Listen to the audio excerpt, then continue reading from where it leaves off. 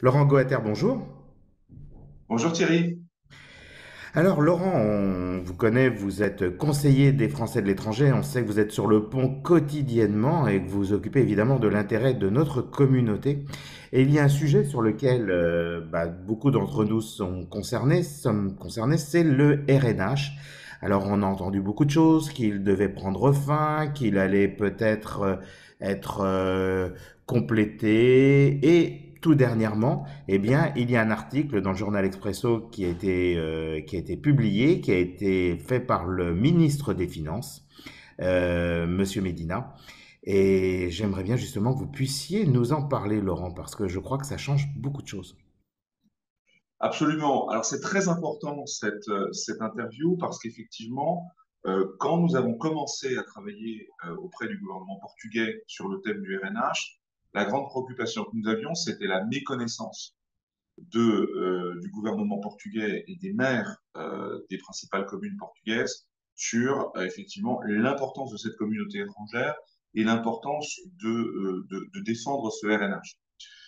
Donc effectivement, l'article de M. Fernando Medina montre bien que cette prise de conscience s'est faite et puis surtout, il réaffirme l'importance pour le Portugal de protéger ce système. Alors il nous le dit bien, tant qu'il n'y a pas une harmonisation européenne en place. Donc en gros, son argumentation, elle est de dire la chose suivante. Et pour nous, c'est très important parce que c'est la prise en compte de tout le travail finalement de sensibilisation que nous avons fait. Premièrement, la communauté étrangère est extrêmement utile et je dirais rentable pour le Portugal. Parfois, des journalistes écrivaient que ça coûtait 900 millions par an au Portugal, puisque c'est ce que les impôts Ne collecte pas. c'est la valeur des impôts qui seraient hypothétiquement payés par ces étrangers qui disposent de RNH. La réalité, évidemment, et M. Medina le réaffirme, c'est parfaitement théorique puisque ces étrangers ne seraient pas là si effectivement il n'y avait pas ce RNH. Mais par ailleurs, il y a une contribution extrêmement importante qui est apportée par cette communauté étrangère, même RNH, à l'intérieur de laquelle les Français représentent près de 30% des dépenses des familles étrangères au Portugal.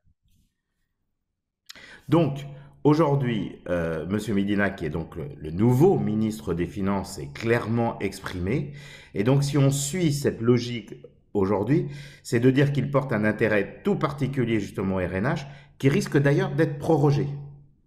Alors, attention à cette question-là, puisqu'effectivement, M. Medina rappelle quelque chose d'important, qui est que c'est un régime temporaire. C'est-à-dire que ce n'est pas un régime qui a vocation à être rendu permanent dans le temps. Donc ça, c'est très important pour baliser, je dirais, les expectatives de nos compatriotes qui sont déjà aujourd'hui en RNH. Oui, mais on parle du RNH. C'est vrai qu'on focalise beaucoup sur le Portugal. Aujourd'hui, il y a d'autres pays européens qui appliquent Absolument. exactement le même concept, les mêmes mesures. L'Italie en particulier, la Grèce. Donc aujourd'hui, avec même des taux plus faibles que le nouvel RNH, parce qu'on le rappelle, à l'époque, le RNH premier qui avait été mis en place, c'était 0% d'impôt pendant 10 ans. Aujourd'hui, c'est 10%. Alors, le ministre ne reprend pas le thème des taux, il reprend simplement la nécessité de compétitivité. Alors, dans les échanges que j'ai pu avoir, j'ai compris effectivement que de la part du Portugal, la question de la durée, 10 ou 15 ans en fait, c'est de ça dont on parle, était un élément de cette compatibilité. Donc, on ne m'a fait aucune promesse, mais je sais qu'il y a effectivement à l'étude Une réflexion. l'idée de s'ajuster sur les régimes les plus compétitifs de d'autres pays étrangers. En tout cas, l'interview de M. Medina montre bien que le Portugal ne s'interdit comment dirais-je, aucun outil dans le cadre de cette compétitivité fiscale entre pays, tant qu'évidemment l'harmonisation fiscale qui est souhaitée par le Portugal n'est pas en place. D'accord. Beaucoup. Le titre d'ailleurs de l'interview est très clair sur ce point-là. Je ne suis pas libéral, je suis un gouvernant réaliste. Donc on est sur une réelle politique fiscale, si vous voulez, qui est tout à fait assumée par le gouvernement portugais aujourd'hui à un niveau très élevé, puisque le ministre des Finances, ancien maire de Lisbonne, c'est vraiment un des poids lourds du gouvernement actuel. Alors, donc on peut penser, si on lit un petit peu, si on extrapole, mais alors je dis bien qu'on extrapole l'article, c'est qu'on passerait peut-être dans les quelques mois à venir par une nouvelle décision sur le RNH qui le porterait de 10 à 15 ans, ce qui veut dire que l'atterrissage, parce que c'est un petit peu ça aujourd'hui le problème d'un certain nombre de Français, c'est de passer de zéro au pourcentage classique de l'impôt au Portugal, c'est pas forcément simple. Donc là, ça prorogerait de 5 ans. Mais la prorogation se ferait dans ce cas-là dans l'application des nouveaux taux, c'est-à-dire les 10%. Alors, en tout cas, ça, c'est notre sollicitation au gouvernement portugais, hein, que ce soit très clair. Nous sommes beaucoup intervenus auprès du gouvernement portugais, d'abord pour rendre visible l'importance de la communauté étrangère et notamment française dans ce domaine, et deuxièmement pour obtenir, donc ce que nous avons sollicité, c'est effectivement une extension du RNH pour les gens qui y sont déjà, tout en admettant parfaitement que le taux devra être le taux du RNH actuel. Okay, donc, nous n'avons pas reçu du gouvernement portugais ni l'assurance que notre sollicitation sera suivie, Retenu. ni un refus.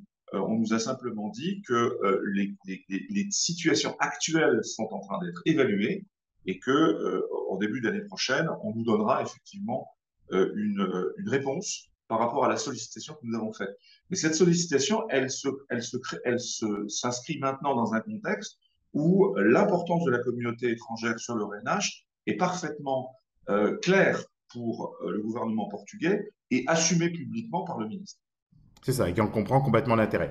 Donc c'est vrai que les choses évoluent, elles évoluent en tout cas dans le bon sens. Eh bien, merci en tout cas, Laurent Goater. Je rappelle, vous êtes conseiller des Français de l'étranger. Vous êtes constamment investi, et tout particulièrement justement sur le dossier du RNH. Donc c'est une belle reconnaissance en tout cas du travail fait depuis des années, et on espère que rapidement, eh bien, vous pourrez venir nous apporter les bonnes nouvelles sur l'antenne de la French Radio, puis surtout continuer à venir nous voir pour nous annoncer les bonnes nouvelles sur d'autres sujets qui pourraient intervenir pour les Français. C'est peut-être bientôt Noël, alors préparez la haute. À bientôt. À bientôt Laurent, au revoir. La French Radio, Portugal.